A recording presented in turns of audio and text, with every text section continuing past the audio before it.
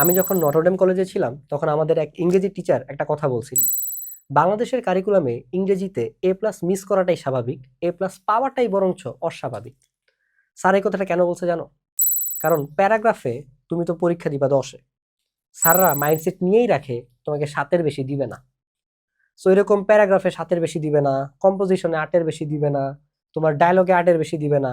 এইভাবে নাম্বার কাটছাট হইতে হইতে সবাই জানে আমরা 100-তে পরীক্ষা দিই, কিন্তু আমাদের মার্কিং হয় আসলে 90-তে। সো 100-তে 80 পাওয়া আর 90-তে 80 পাওয়া দুইটার মধ্যে পার্থক্য আছে। 100-তে 80 পাওয়া কম্পারেটিভলি ইজি, কিন্তু 90-তে 80 পাওয়া কম্পারেটিভলি কঠিন। এই কারণে আমার ওই নটরডেমের টিচার এই কথাটা বলছিলেন যে বাংলাদেশের কারিকুলামে ইংরেজিতে এ প্লাস পাওয়াটা অস্বাভাবিক, বরঞ্চ এ প্লাস মিস করাটাই স্বাভাবিক ব্যাপার। সো তোমরা যারা আশা করতেছো ফুল মার্কস আদৌ পাওয়া সম্ভব কিনা, the good news or the bad news, unfortunate or the fortunate thing is impossible. যদি কেউ পাও সেটা এক্সেপশনাল জিনিস, exceptional staff are not example. So আমি বাংলাদেশের বলতেছি বাংলা দ্বিতীয় পত্রের রচনা সাজেশনস অলরেডি বলে দিছি, 3টা স্টোরি শেয়ার করছি আমার নটরডেম কলেজের বায়োলজির এক টিচারের কথা, যে আসলে আদৌ তোমার টিচাররা খাতা দেখে কিনা এটার কোনো শিওরিটি নাই, বিকজ দিস ইজ বাংলাদেশ, যে কোনো কিছু হইতে পারে। সো কেন আসলে আমরা ফুল মার্কস পাই না, আমার টিচার আসলে কিভাবে খাতা দেখেন। সো যারা ওই ভিডিওটা দেখো নাই ওইখানে দেখে আইসো, শুধু রচনা না, শুধু প্যারাগ্রাফ না, কেন রাইটিং পার্টে ফুল মার্কস পাওয়াটা ইম্পসিবল, ওই ভিডিওতে আমি 3টা না 2টা স্টোরি শেয়ার করছি, ওইখানে ডিটেলসে তোমাকে বলে দিছি। ওইটার আমি এখানে রিপিট করতেছি না। আমি দেখবো যে আসলে যাই হোক কি দেখবো সেটা পরে বলতেছি, আগে তোমাকে এইটা অ্যান্সার দেয় কত শব্দে লিখবো এটার কোনো স্পেসিফিক রুলস নাই আমাদের। তোমাকে যদি বলে যায় যে 250, 220, 260, 280, তখন তুমি অবশ্যই সেটা ফলো করবা। এখন এইটা নিয়ে একটা কনফিউশন আছে।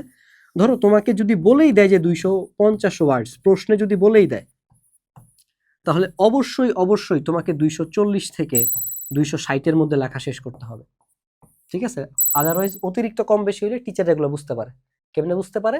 কারণ তুমি মিয়া প্যারাগ্রাফ পড়তেছো, মানে এসএসসি লাইফে পড়তেছো হচ্ছে কি 2 বছর ধরে, অনেকে তো পরীক্ষার সময় পড়তে বসো, তাহলে আসলে 2 দিন হিসাবে, বা অনেকে ধরো 2 মাস আগে পড়তে বসবা, যারা এই যে এখন থেকে ভিডিওগুলো দেখে পড়তে বসবা। আর স্যাররা কত বছর ধরে খাতা দেখতেছে জানো? 10 থেকে 20 বছর ধরে।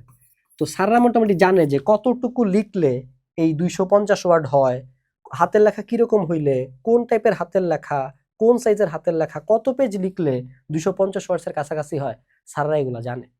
তো তুমি এতটা বোকা ভাইবো না যে প্রশ্নে 250 ওয়ার্ড বলছে আর তুমি 300 ওয়ার্ড লিখে ফেলছো, স্যার তো কিছুই বুঝবে না বা স্যার তো কিছুই বুঝে না। তোমার 2 দিনের নলেজ, 2 দিনের পড়ার নলেজ আর 2 বছরের পড়ার নলেজ আর স্যারের 20 বছরের নলেজ, দুইটার মধ্যে পার্থক্য আছে ভাই, ঠিক আছে? তো স্যাররা এতটাও বোকা না। সো এটা একটু মাথায় রাখো। এই জন্য 250 ওয়ার্ড বললে 240 থেকে 60-এর মধ্যে শেষ করবা। অর্থাৎ যে যত ওয়ার্ড বলবে, সেটা যদি 200 ওয়ার্ড বলে তাহলে তুমি 190 থেকে 210-এর মধ্যে শেষ করবা। অর্থাৎ যেই ওয়ার্ডটা বলবে তুমি তার সাথে প্লাস মাইনাস 10 ধরে নিবা। অর্থাৎ এর থেকে 10 কম 10 বেশি এরকম শব্দের মধ্যে তুমি আসলে লিখতে পারবা। That's it. এখন তোমার প্রশ্ন আসতে পারে যে ভাই আমি কিভাবে বুঝবো যে কত পেজ লেখা হইলে আমার আসলে 250 ওয়ার্ড লেখা হইছে? তো এইটা তোমার আগে থেকেই বাসায় হোমওয়ার্ক করে রাখতে হবে। তুমি বাসায় কিভাবে হোমওয়ার্ক করে রাখবা আমি বলে দিচ্ছি। তুমি লিখবা যে এক পেজে তোমার অ্যাভারেজে কত হয়। ভাই তোমার প্রতিদিন এটা টেস্ট করা লাগবে না। তুমি এখন পর্যন্ত যে পরীক্ষাগুলো দিছো বা আজকে নিজে একটু বানায় প্যারাগ্রাফ লিখো, তুমি একটা জিনিস দেখো যে তোমার এক পেজে কয়টা ওয়ার্ড আসে। বাস ওই একদিন লিখে ওইটাতে তুমি স্ট্যান্ডার্ড ধরে নাও। এক পেজে কয়টা ওয়ার্ড আসে, তাহলে তুমি বুঝবা যে তোমার 2 পেজে কয়টা আসবে। ঠিক আছে? তাহলে তুমি বুঝবা যে কত পেজ তুমি লিখবা। তুমি পরীক্ষায় ওয়ার্ড হিসাব করার টাইম তোমার নাই ভাই, তুমি পেজ হিসাব করবা। সো তুমি যদি দেখো যে এক পেজে তোমার 100 ওয়ার্ড আসছে, তার মানে 2 পেজে তোমার 200 ওয়ার্ড আসছে, তার মানে আড়াই পেজে তোমার 250 ওয়ার্ড আসছে। তো এটা এরকম একটা অ্যাভারেজ তুমি আইডিয়া করে নিবা। পরীক্ষার হলে বসে বসে কি তুমি ওয়ার্ড গুনবা নাকি? এই টাইম আসে নাকি মিয়া? সো এই হোমওয়ার্কটা তোমার আগে থেকে করে রাখতে হবে, ঠিক আছে? This is the thing. So কত পেজ লিখবো, যদি কোনো ওয়ার্ড লিমিটেশনস না থাকে তাহলে ঈদ মোবারক মিনিমাম 3 পেজ লিখবা, ঠিক আছে? 2 থেকে 3 পেজ লিখবা। আমি 2 পেজ লিখতাম ছোটবেলায়, এরপর থেকে 3 পেজ লিখি, বিকজ আমার এক টিচার পরীক্ষার হলে আমাকে নিজে বলছে যেগুলো একটু বড় করে লিখবা, ঠিক আছে? সো এরপর থেকে আমি মোটামুটি 2.5 পেজ লিখতাম অন এন অ্যাভারেজ, 2.5 পেজ এরকম। সো আমি তোমাকে 2 থেকে 3 পেজ, যারা বানিয়ে লিখতে পারো না তাদের জন্য কিছু করার নেই, বাট যারা লিখতে পারো ডেফিনেটলি তুমি এইটা, যদি ওয়ার্ড লিমিট না দেয়, ওয়ার্ড লিমিট দিলে সেটা ফলো করতে হবে, ঠিক আছে? সো উত্তরটা একই, যদি ওয়ার্ড লিমিট না দেয়। আর যদি ওয়ার্ড লিমিট দেয় তোমার সেটাকে রেসপেক্ট করতে হবে, বিকজ টিচাররা কিন্তু এক্সপেরিয়েন্সড। অ্যান্ড ফুল মার্কস আদৌ পাওয়া পসিবল কিনা? পসিবল না, বিকজ টিচার খাতা দেখতেই বসে ওই 9-এর মাইন্ডসেট নিয়ে বা 8-এর মাইন্ডসেট নিয়ে। আর তুমি যতই স্বপ্ন দেখো আসলে কোনো লাভ নাই। বাট স্যার কত নাম্বার দিবে কি দিবে না এটা তো তোমার হাতে নেই। স্যারের বিহেভিয়ার বা অ্যাক্টিভিটিস তুমি কন্ট্রোল করতে পারবে না, বাট তুমি কতটা বেটার প্রিপেয়ার হয়ে আসলে অ্যান্সার করতে পারো, কতটা বেটার ওয়েতে অ্যান্সার করতে পারো, এগুলো তোমার হাতে আছে। যেমন আমি রচনার ক্লাসে একটা স্টোরি শেয়ার করছিলাম, ওই স্টোরিটা এখানে রিপিট করতেছি, এই জন্যই লাস্টে বলতেছি যাতে যারা শুনতেছো তারা যাতে চলে যেতে পারো, বা হোক চলে যেতে পারবে না, কোনগুলো ইম্পর্টেন্ট সেটা একটু পরে বলে দিতেছি। তো আমার এক স্টুডেন্ট তানজিম, ওই যে তোমরা জানো আমার একটা স্কিল ডেভেলপমেন্টের কোর্স আছে টাইম চেম্বার, তো ওই টাইম চেম্বার মেম্বার হচ্ছে গিয়ে তানজিম। সো ওর বাবা হচ্ছে হেড এক্সামিনার ছিলেন এই বছর, গত বছর এসএসসিতে, তোমাদের এসএসসি 25-এর সময়। তো আঙ্কেলের আন্ডারে 10 জন টিচার হচ্ছে গিয়ে খাতা দেখতো। তোমরা জানো যে এক্সামিনার আন্ডারে মানে একজন হেড এক্সামিনার আন্ডারে কয়েকজন এক্সামিনার থাকে। সো তানজিমের বাবা আঙ্কেল ছিলেন হেড এক্সামিনার, ওনার আন্ডারে 10 জন টিচার খাতা দেখতো বোর্ডের। সো আঙ্কেল দেখতেছে 10 জন টিচার 10 ভাবে নাম্বার দেয়, কেউ নাম্বার দিতেই চায় না, কেউ হাত খুলে নাম্বার দিতেছে। তো আঙ্কেল এটাতে খুবই বিরক্ত হয়েছে, কারণ নাম্বারের পার্থক্য অনেক হয়ে যায়। তুমি নিজে চিন্তা করে দেখো, ধরো এই 10 জন টিচারের মধ্যে একজনের নাম হচ্ছে গিয়ে আনিস, একজনের নাম হচ্ছে গিয়ে বাসেদ। এখন আনিস স্যার রচনা প্যারাগ্রাফে কাউরে 6-এর উপরে দেয় না, বাসেদ স্যার কাউরে 8-এর নিচে দেয় না, ঠিক আছে? এখন এটা তো গেল প্যারাগ্রাফ। এবার ধরো কম্পোজিশন, উনি কাউরে 8-এর নিচে দেয় না, উনি কাউরে 6-এর উপরে দেয় না। তাহলে অলরেডি দেখো এখানে 4 নাম্বারের একটা কিন্তু ব্যবধান হয়ে গেছে, ঠিক আছে? 4 নাম্বারের ডিফারেন্স কিন্তু হয়ে গেছে। তো আঙ্কেল দেখতো যে এখানে নাম্বারের ডিফারেন্স আসলে অনেক হয়ে যায়। সো এটা তো উনি খুবই বিরক্ত হয়। সো এখন কোন টিচার হাত খুলে নাম্বার দেয়, কোন টিচার দেয় না, তোমার খাতা কোন বোর্ডে গেছে, কোন টিচার দেখতেছে, এগুলো তুমি জানবাও না জিন্দিগিতে, তোমার হাতে এগুলো নাইও। তাই এগুলো নিয়ে তোমার ভেবে কোনো লাভ নেই। তোমার হাতে আছে যে তুমি আগে থেকে পড়ে তারপর হচ্ছে গিয়ে যাতে বেটার ভাবে প্রিপেয়ার্ড হয়ে পরীক্ষা দিতে পারো, তোমার হাতে এইটা আছে। এই জন্য তুমি ইফোর্টস দাও, প্রিপারেশনটা যাতে বেটার করা যায়, এইটা তোমার হাতে আছে, তুমি এইটা নিয়ে চিন্তা করো, এইটা নিয়ে তুমি হচ্ছে গিয়ে স্টেপ নাও, ঠিক আছে? এখন এটার জন্য কি করতে হবে, এই যে এটার জন্য আমরা এত আগে থেকে ভিডিও বানাইতেছি, কারণ প্যারাগ্রাফ শুধু পেইন না ভাই, আরো ডবল পেইন। সেটা কি জানো? অনেকগুলো প্যারাগ্রাফ ইম্পর্টেন্ট, অনেকগুলো প্যারাগ্রাফ। আমার গত বছর শুধুমাত্র ময়মনসিংহ বোর্ডে কমন পড়ে নাই, সব বোর্ডে কমন পড়ছে, ময়মনসিংহ বোর্ডে কমন পড়ে নাই। এখন ময়মনসিংহ বোর্ডে যে কমন পড়ে নাই, এরকম দু একটা বোর্ড আমরা থাকবে, এটা আমরাও জানি, বিকজ বেশি দিলে তোমরা পড়তে চাও না। এই জন্য আমি ভাই দেখো এখানে 5টা আছে, এখানে 5টা আছে, মোস্ট ইম্পর্টেন্ট 10টা দিছি, দেন লেস ইম্পর্টেন্ট আরো 10টা দিয়ে দিছি। সো এটা হচ্ছে আমাদের পরে কম্পোজিশনের ভিডিও একটা বানাবো ইনশাল্লাহ, তোমরা চাইলে।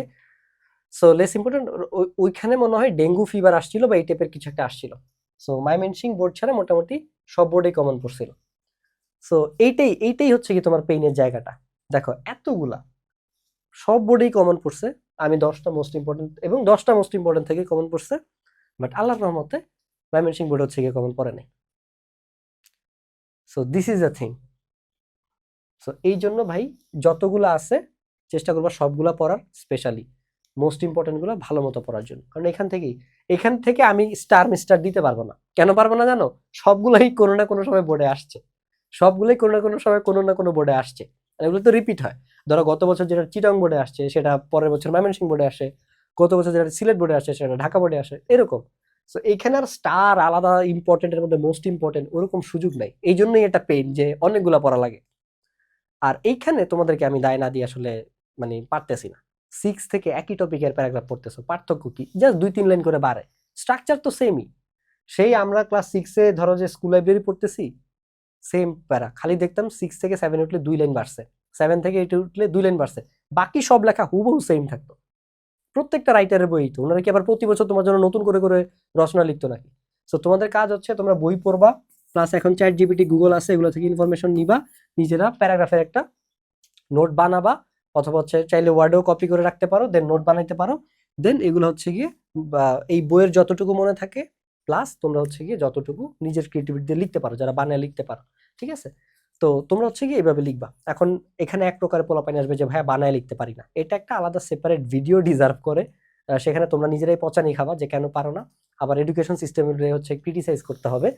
তো একটা কথা বলে রাখি, তুমি বানায় লিখতে পারো না, তুমি জানো, তাহলে তুমি কিসের ভরসায় বসে আছো যে তুমি বানায় লিখবা?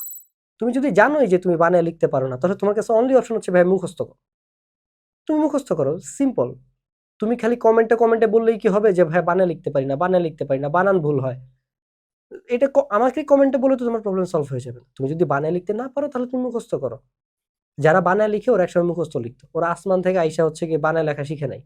আমরা নিজেই তো 8 পর্যন্ত মুখস্থ করে আসছি, এরপর থেকে আর কে? এরপরে স্যাররা কান্নাকাটি করলে আমরা মুখস্থ করতাম না, আমরা নিজেদের মতো বানায় লিখতাম।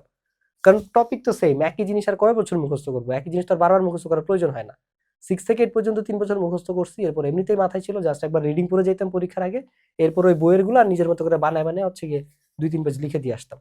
তো যারা বানায় লিখতে পারো না, ডেফিনেটলি তোমরা হচ্ছে গিয়ে আহ মুখস্থ করে যাবা, ঠিক আছে? আমাদের কাছে এসে কান্নাকাটি করলে প্রবলেম সলভ হয়ে মানে সলিউশন হয়ে যাবে না।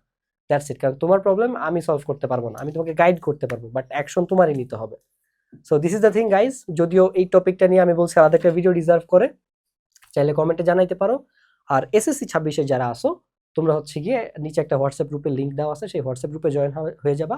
সেখানে আমি 27 তারিখ আমরা হচ্ছে গিয়ে একটা লাইভ সেশন নেব, যে লাইভ সেশনে আমরা শেয়ার করব পরীক্ষার সময় কোন ভুলগুলোর কারণে অনেক ভালো স্টুডেন্ট জিপিএ 5 মিস করে, আর কোন সাকসেস স্ট্র্যাটেজিগুলোর কারণে অনেক খারাপ স্টুডেন্ট বা লাস্ট মোমেন্টে পড়েও অনেকে টপ রেজাল্ট করে। সো এই জিনিসগুলো জানতে হলে তোমাকে 27 তারিখ করে লাইভ সেশনে জয়েন করতে হবে, যেটার জন্য তোমাকে নিচের হোয়াটসঅ্যাপ গ্রুপে জয়েন করতে হবে। আশা করতেছি খুব তাড়াতাড়ি দেখা হবে। কোন টপিকে ভিডিও চাও, এর বাইরেও যদি অন্য কোনো টপিকে ভিডিও চাও, কম্পোজিশন, সাজেশনস, ভাব সম্প্রসারণ, what ever it is, just comment বক্সে জানাও। আশা করছি নেক্সট ভিডিও দেখা হবে। সে পর্যন্ত আসসালামু আলাইকুম।